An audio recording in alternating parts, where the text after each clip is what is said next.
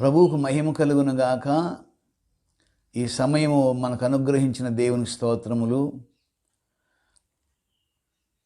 భక్తి సాధన దైవ సందేశములు అనే ఈ ఆధ్యాత్మిక కార్యక్రమం బట్టి నేను దేవుని స్తుతిస్తున్నాను. మరి దీన్ని చూచేవాళ్ళు, వినేవాళ్ళు నిజంగానే భాగ్యవంతులు అని అనుకుంటాను నేను. దేవుని స్తోత్రములు. ఈ సందర్భంలో నిర్గమాకాండము 17వ అధ్యాయము 8 నుండి 16 వచనాల వరకు మీరు చదవండి. నిర్గమాకాండము 17వ అధ్యాయము 8వ వచనం నుంచి 16వ వచనం వరకు చదువుగా విందాం. తరువాత అమాలేకీయులు వచ్చి రెఫీదీములో ఇజ్రాయేలీయులతో యుద్ధము చేయగా మోషే యెహోషువతో, మన కొరకు మనుషులను ఏర్పరిచి వారిని తీసుకొని బయలువెళ్ళి అమాలేకీయులతో యుద్ధము చేయము. రేపు నేను దేవుని కర్రను చేతపట్టుకొని ఆ కొండ శిఖరము మీద నిలిచెదరనెను. యెహోషువ మోషే తనతో చెప్పినట్లు చేసి అమాలేకీయులతో యుద్ధమాడెను. మోషే, అహరోను, హూరు అనువారు ఆ కొండ శిఖరం ఎక్కిరి. మోషే తన చెయ్యి పైకెత్తినప్పుడు ఇజ్రాయేలీయులు గెలిచిరి. మోషే తన చెయ్యి దింపినప్పుడు అమాలేకీయులు గెలిచిరి. మోషే చేతులు బరువెక్కగా వారు ఒక రాయి తీసుకొని వచ్చి అతడు దాని మీద కూర్చుండుటకై దాన్ని వేసిరి. అహరోను, హూరులు ఒకడు ఈ పక్కను ఒకడు ఆ పక్కను అతని చేతులను ఆదుకొనగా అతని చేతులు సూర్యుడు అస్తమించు వరకు నిలుకొడగా ఉండెను. అట్లు యెహోషువ కత్తివాడి చేత అమాలేకీయులు రాజును అతని జనులను గెలిచెను. అప్పుడు యెహోవా మోషేతో ఇట్లనెను, నేను అమాలేకీయుల పేరు ఆకాశము కింద నుండకుండా బొత్తిగా తుడిచివేయుదును గనుక జ్ఞాపకార్థముగా గ్రంథములో దీని వ్రాసి యెహోషువకు వినిపింపుము. తరువాత మోషే ఒక బలిపీఠమును కట్టి దానికి యెహోవా నిస్సి అని పేరు పెట్టెను. అమాలేకీయులు తమ చేతిని యెహోవా సింహాసనమునకు విరోధముగా ఎత్తిరి కనుక యెహోవాకు అమాలేకీయులతో తరతరముల వరకు యుద్ధమా. అక్కడ ఒక మంచి సన్నివేశం ఉంది.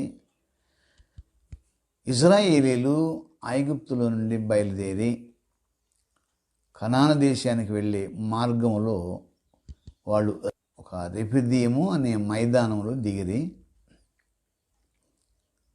అక్కడ వాళ్లకు అమాలేకీయులతో యుద్ధం ఏర్పడింది. చూడండి, ఐగుప్తు దేశం నుండి కనానుకు వెళ్ళేటప్పుడు వాళ్ళు ఎదురుగా వచ్చిన శత్రువులను జయించితేనే ముందుకు. అలాగనే బాప్తిసం పొందినామే మనం ఆ రోజు నుండి పరలోకములో దేవుడు మనం చేర్చుకునే వరకు ఈ భూమి మీద మనము తప్పకుండా ఒకసారి కాకుండా అనేకసార్లు యుద్ధమును చేయవలసి ఉంటుంది. శత్రువులు 3. ఒకటి లోకం, రెండోది మన శరీరం, మూడోది ఈ శరీరాన్ని ప్రేరేపించే సాతాను. కనుక ఈ 3 జయించి అంతం మట్టుకు నిలిచి ఉండే వాళ్ళు మాత్రమే రక్షించబడతారు. ప్రభు స్తోత్రం. కొద్ది నిమిషాలు ఈ వాక్యం గురించి నేను మీతో మాట్లాడుతున్నాను. అప్పుడు మోషే తన దాసుడైనటువంటి యెహోషువని పిలిచి, మన కొరకు ప్రజల్ని ఏర్పాటు చేసుకుని అమాలేకీయుల మీదకి నువ్వు యుద్ధానికి వెళ్ళు, నేను దేవుని కర్ర తీసుకొని కొండపైకి వెళ్తాను అన్నాడు. అప్పుడు యెహోషువ యుద్ధం చేయడానికి ప్రజల్ని ఏర్పరచుకొని అమాలేకీయులతో యుద్ధానికి వెళ్ళినాడు. మోషే కొండ మీదకి ఎక్కి తన 2 చేతులు ఆకాశం వైపు ఎత్తి దేవునికి ప్రార్థన చేస్తూ ఉన్నాడు. దేవునికి స్తోత్రం. గమనించండి, మోషే చేతులెత్తి ప్రార్థన చేసినప్పుడు ఇజ్రాయేలీలు అమాలేకీయుల మీద జయం పొందారు. మోషే అలాగున చేతులు బరువెక్కి భుజాలు నొప్పయి దించేసినప్పుడు అమాలేకీయులు గెలిచినారు. గమనించండి, ఇజ్రాయేలు మీద అమాలేకీయులు గెలిపేమో వాళ్ళ బలము చేత, ఇజ్రాయేలు గెలుపు అమాలేకీయుల మీద దేవుని సహాయం చేత. దేవుని స్తోత్రం. కాబట్టి మన తెలివి మన బలంతో కొన్నిసార్లు గెలుస్తాము, ఓడిపోతాం.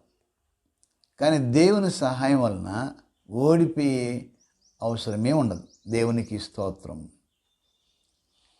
ఇలాగున జరుగుతుంది. మోషే చేతులు అప్పుడప్పుడు దించేస్తున్నాడు. ఇజ్రాయేల్ ఓడిపోవడం గమనించినటువంటి హూరు, అహరోనులు వీళ్ళిద్దరూ వెళ్ళి మోషేకు ఒక బండ వేసి కూర్చోబెట్టి అటుపక్క ఇటుపక్క మోషే చేతులను వాళ్ళని ఆదుకున్నారు. వాళ్ళ సహాయం చేత మోషే సూర్యుడు అస్తమించే వరకు తన చేతులు దేవుని వైపే చాచి ఉండగా ఇజ్రాయేలు శత్రువుల మీద పూర్తి విజయాన్ని సాధించినారు. దేవుని స్తోత్రం. గమనించండి, ఇంత సుదీర్ఘకాలం ఇంత పట్టుదలగా ఎవరు ప్రార్థన చేస్తారంటే అవసరత ఎంత తీవ్రమైనదో ఎరిగిన వాళ్ళు, వాళ్ళ అవసరత ఎంత తీవ్రమైనదో వాళ్ళు మాత్రమే ఎంత ఆసక్తిగా పట్టుదలగా ప్రార్థన చేస్తారు అని మనం నేర్చుకుంటాం. అవసరత తీవ్రతను బట్టి ప్రార్థన కూడా తీవ్రతంగా ఉంటుందని, పట్టుదలగా ఉంటుందని మనం తెలుసుకోవాలి. పట్టుదలతో కొన్ని ప్రార్థన ఇజ్రాయేలుకు గొప్ప విజయాన్ని చేకూర్చింది. దేవుని స్తోత్రం. కనుక ప్రార్థనను నిర్లక్ష్యం చేసేవాళ్ళు మేమే మా తెలివితో బలంతో అన్నీ చేసేస్తాము అనుకుంటున్నారు. కానీ మోషే చేతులు దించినప్పుడు ఇజ్రాయేల్ ఓడిపోయినారు అన్న సంగతి గుర్తించండి. జకర్యా గ్రంథం 4వ అధ్యాయం 7వ వచనం మీరు చూస్తే, శక్తి చేతనో బలము చేతనో కాకుండా ఇది నా ఆత్మ ద్వారా జరుగునని మన దేవుడని యెహోవా చెప్పిన మాటలు మీరు చూడండి.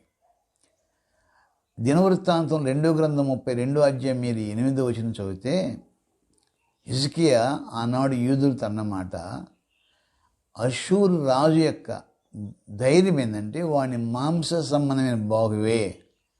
కనుక మాంస సంబంధమైన బలమును చూసుకుని వచ్చినటువంటి అమాలేకీయులు దేవుని సహాయం ముందు, దేవుని బలం ముందు తల వంచక తప్పలేదు. కనుక నిన్నైనా ఈ రోజైనా ముందుకు ఎప్పుడైనా సరే అన్ని విధములైన యుద్ధములలో దేవుని సహాయం వల్ల మనం గెలుస్తాం. మంచిది.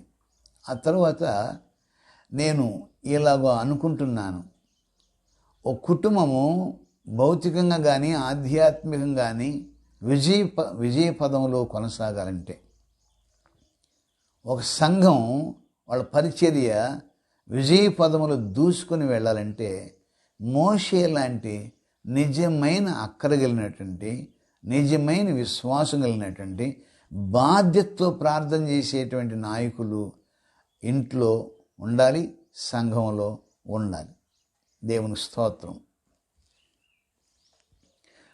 ఆ తర్వాత మరలా మీతో నేను మాట్లాడుతున్నా, మోషే ప్రార్థన దేవుడు వినడానికి ఏం కారణం అంటే, మీరు కానీ పంచగ్రంథములు చదివినప్పుడు, హెబ్రీ పత్రికలు మీరు చదివినప్పుడు మోషే గురించి చెప్తే, ఆయన ఐగుప్తు ధనమును ఫరో కుమార్తె యొక్క కొడుకు అనిపించుకునే ఆ ఘనతను, ఐగుప్తు సుఖభోగములను తృణప్రాయంగా వదిలేసి దేవుని ప్రజలతో కలిసిన దేవుడిచ్చే బహుమానం కొరకు.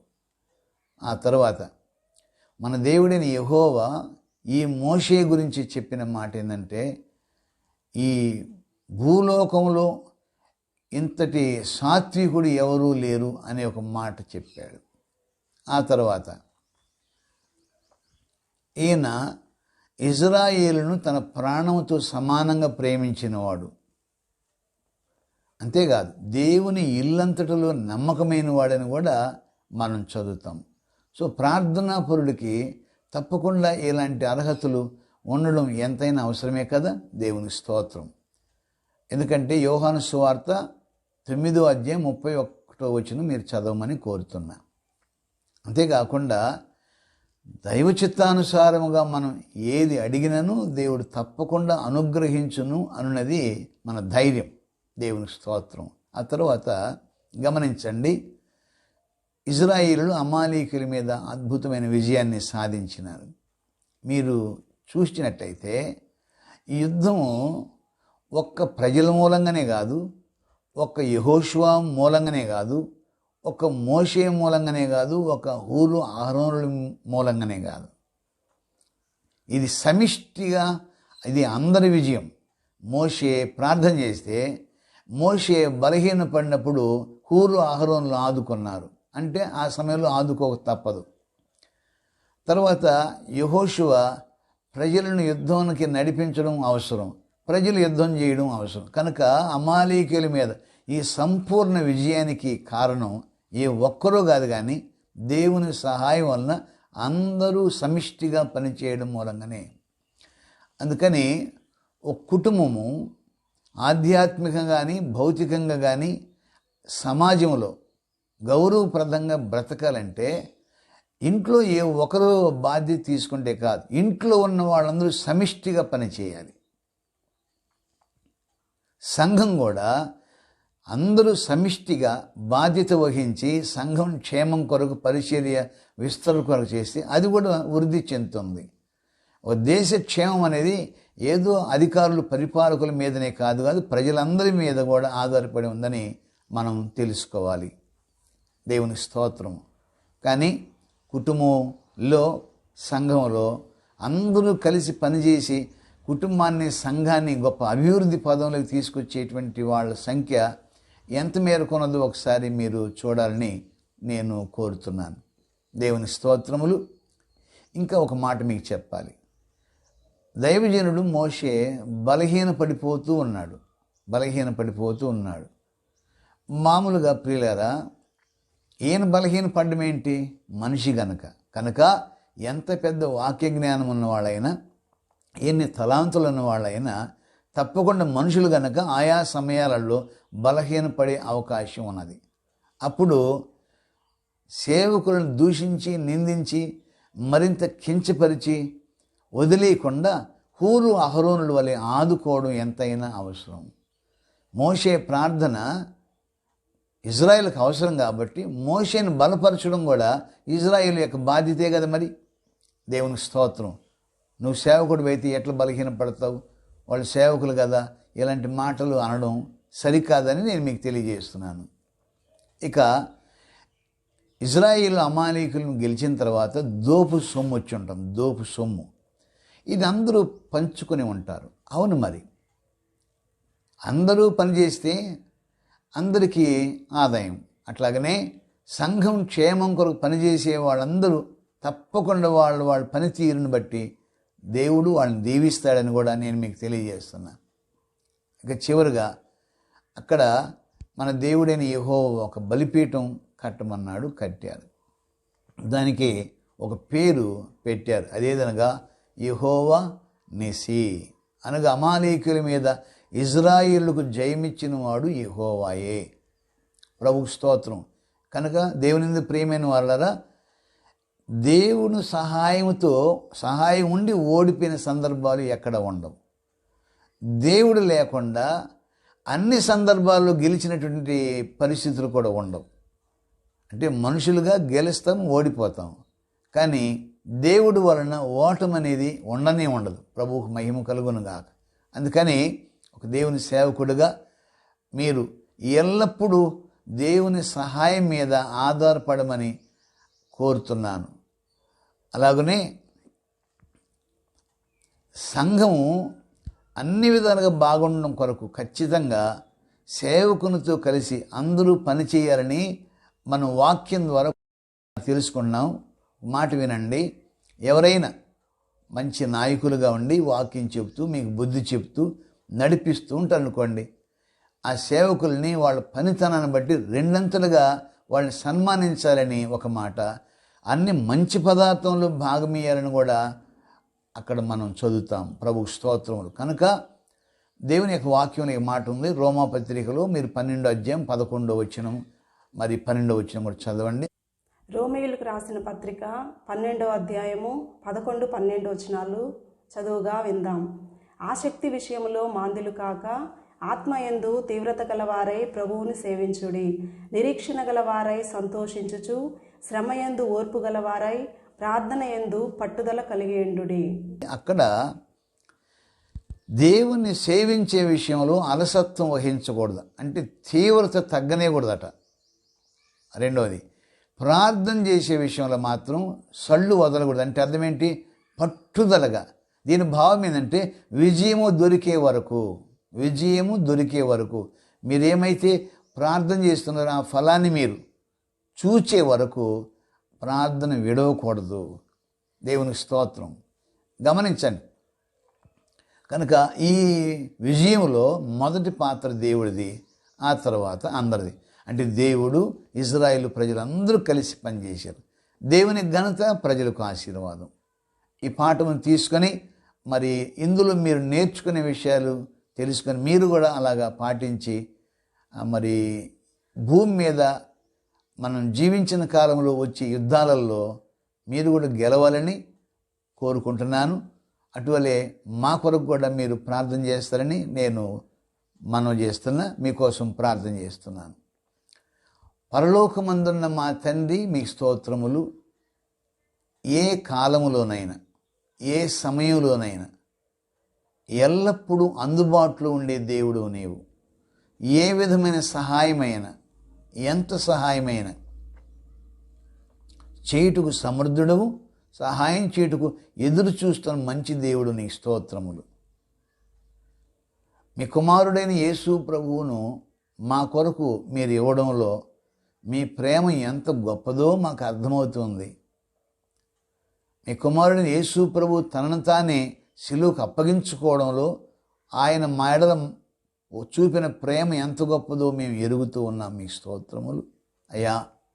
నిజమే, శక్తి చేతను బలము చేతను చేయాలనుకోవడం మా యొక్క మనుషులుగా మా బలహీనత. అట్లనే అన్నిసార్లు మేము గెలిచిపోలేదు తండ్రి. మీ సహాయం వలన బైబిల్ గ్రంథంలో ఎస్తేరు వాళ్ళు మేలు పొందుకున్నారు, హిజ్కియా రాజు మేలు పొందుకున్నాడు, యెహోషాపాతు రాజు మేలు పొందుకున్నారు. అలాగని మీ భక్తులు ప్రార్థన చేసిన ప్రతిసారి గొప్ప గొప్ప అద్భుతాలను చూసినారు గనక తండ్రి, ఆ విషయాలను నేను మా క్రైస్తవ సమాజం తీసుకొని నేను వేడుకునే విషయంలో మాత్రం అందరికీ విశ్వాసమును, ఆసక్తిని పుట్టించుము.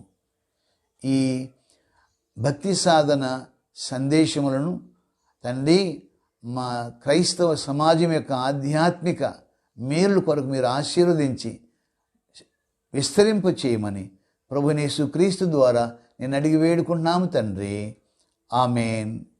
దేవునికి స్తోత్రం. దేవుడు మిమ్మల్ని దీవించునుగాక. మరి దీని మీద మీ అభిప్రాయం కూడా తెలియచేయండి.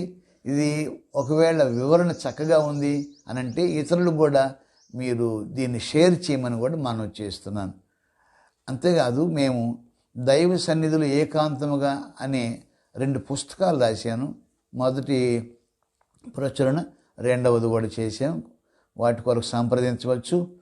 మేము నిత్యం నీతో ఉండాలని అనే ఒక ఆల్బమ్ కూడా, పాటల ఆల్బమ్ చేసాం. వాటి కొరకు కూడా సంప్రదించమని మనం చేస్తున్నాం. దేవుడు మిమ్మల్ని దీవించిన